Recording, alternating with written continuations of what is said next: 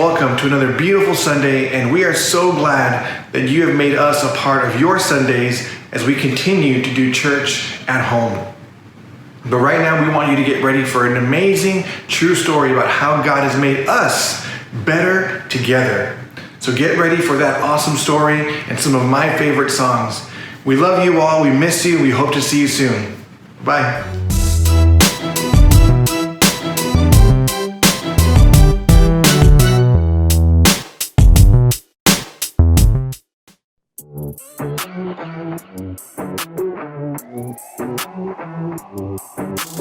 Jesus, you have been so faithful. Jesus, you have been so true. I will be forever thankful, 'cause I never had a friend like you. Help me to be who you've been to me, to everyone I see. Let us love one another with a love like no other yet. That's the way you love us, God. Never turn away, you are with us every day, yeah. That's the way you love us, God. Your love is always been beginning to end. There's never been a better friend. So let us love one another with our love like no other, yeah. That's the way you love us, God.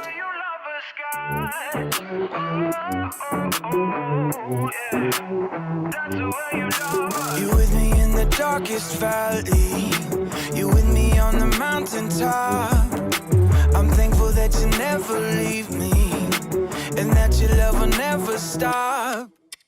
Help me to be who you've been to me, to everyone I see. Let us love one another with a love like no other yet. That's the way you love us, God. Never turn away, you are with us every day, yeah. That's the way you love us, God. Your love is always been beginning to end. There's never been a better friend. So let us love one another with our love like no other, yeah. That's the way you love us, God.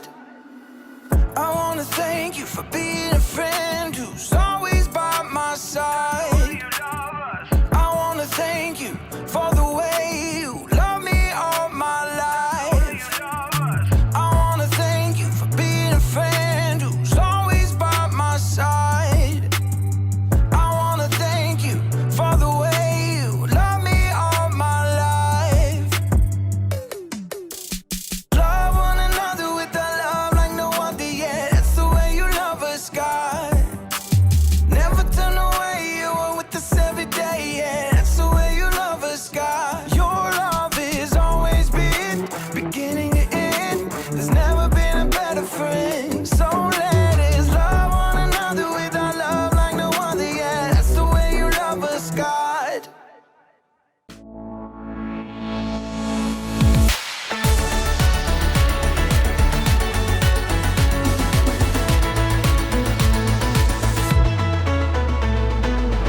You make the darkness run and hide. You bring the broken back to life.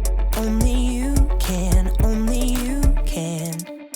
You set me free from every chain. You fill my heart with songs of praise. Only you can, only you can.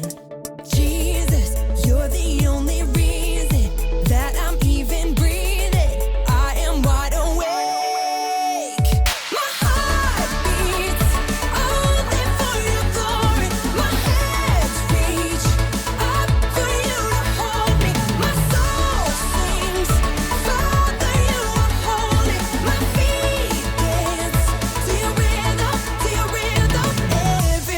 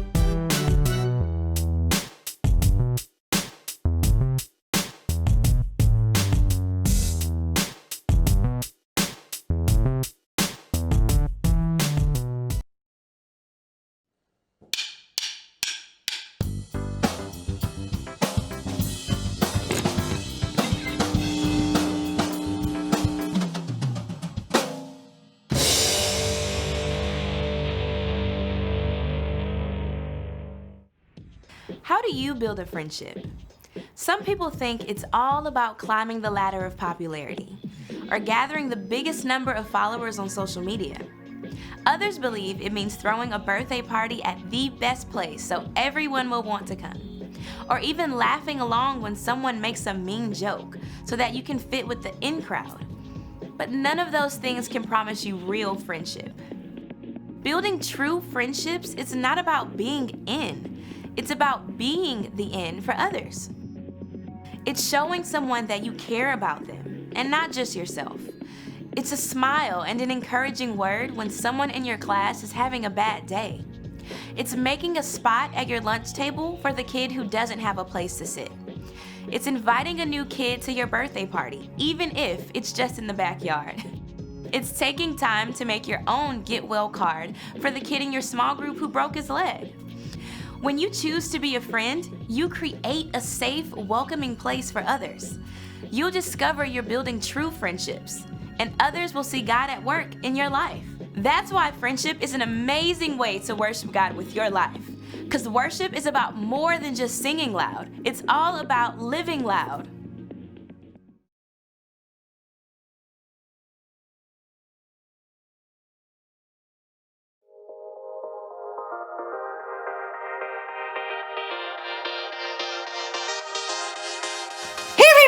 It's Haley here, and I love parties. Don't you just love parties? I love all kinds of parties.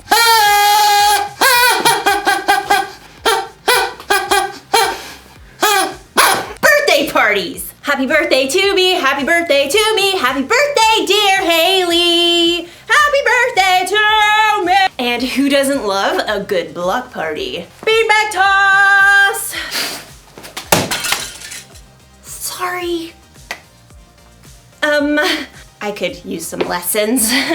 Which is why friendship is so important. Friendship is using your words and actions to show others you care.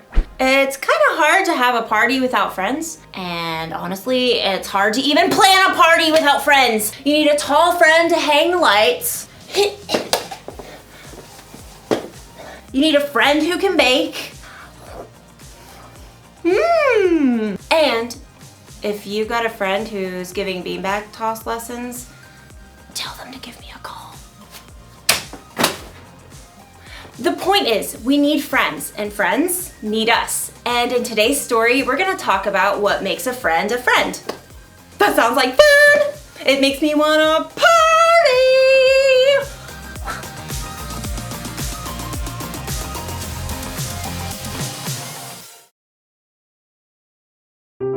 The Bible. It's 66 books of history, stories, letters, and poetry that fit together to form God's one big story.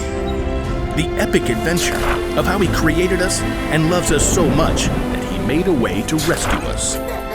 As we travel through the Bible, from Genesis to Revelation, we discover people who met God and found their lives changed forever.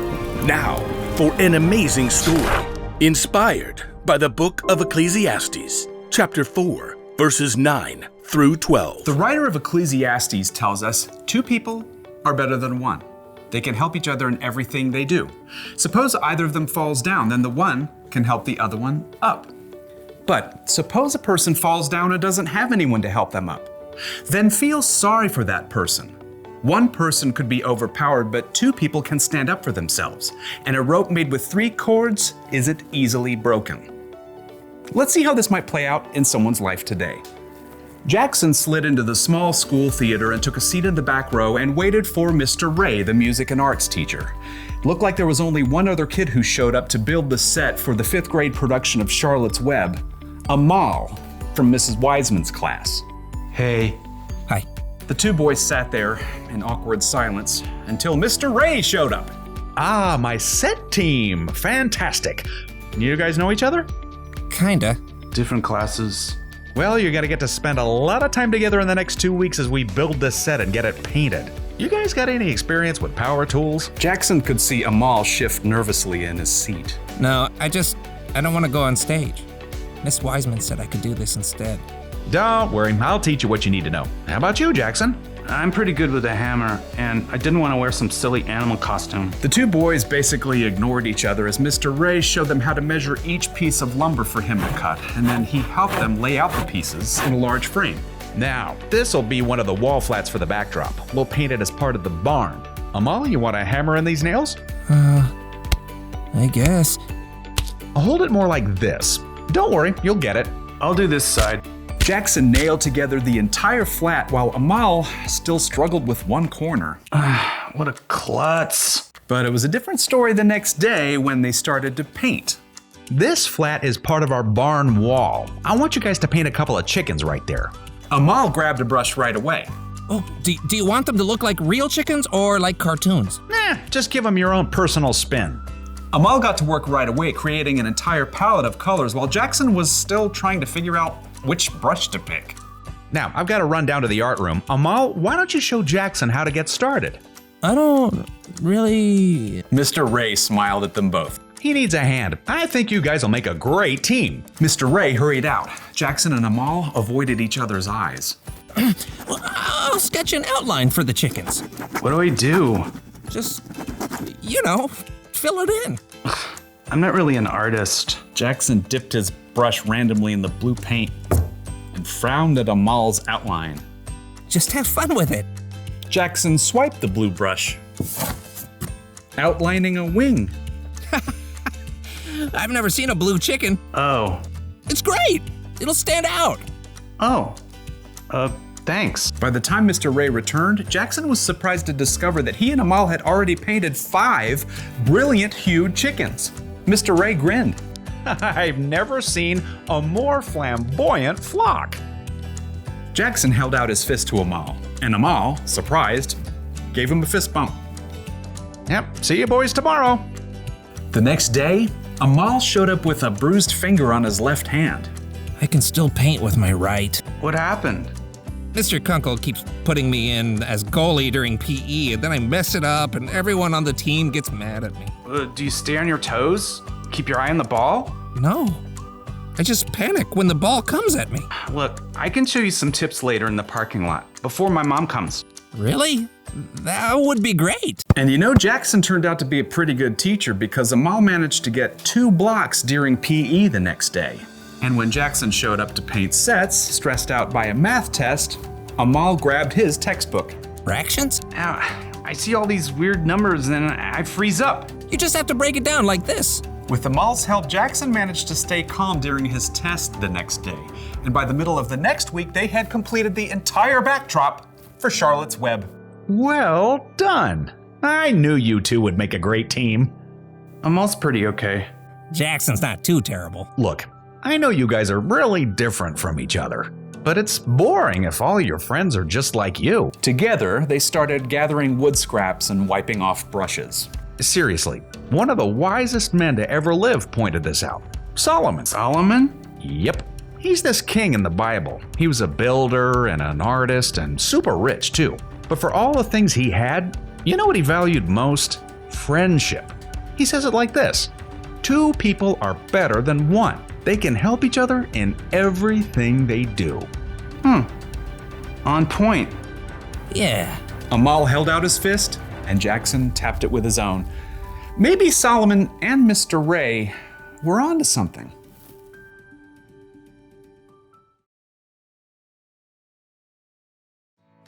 Okay, here are 4 things you can learn from those verses in the book of Ecclesiastes. Number 1, friends get more done when they work together, which makes a whole lot of sense. Planning a party goes a lot faster when I've got someone to help me out. Which brings me to number 2, friends help each other. A true friend doesn't just sit back and watch when it's obvious you need a hand. Little help here! Ah! Number 3, friends stand up for each other. You better not be messing with one of my friends. I will totally fight you! Unless, you're bigger than me, then I will not fight you. In which case, I will totally reprimand you with some carefully planned stern words. Just don't mess with my friends, okay? And number 4, friends help you trust God. You may have a lot of different friends in your life, but a true friend, one that lasts, is the kind that helps you make wise choices. The kind of friend you can talk to about what you believe honestly, and who can help your faith in Jesus grow. So, here's the one thing to remember today. Choose your friends carefully.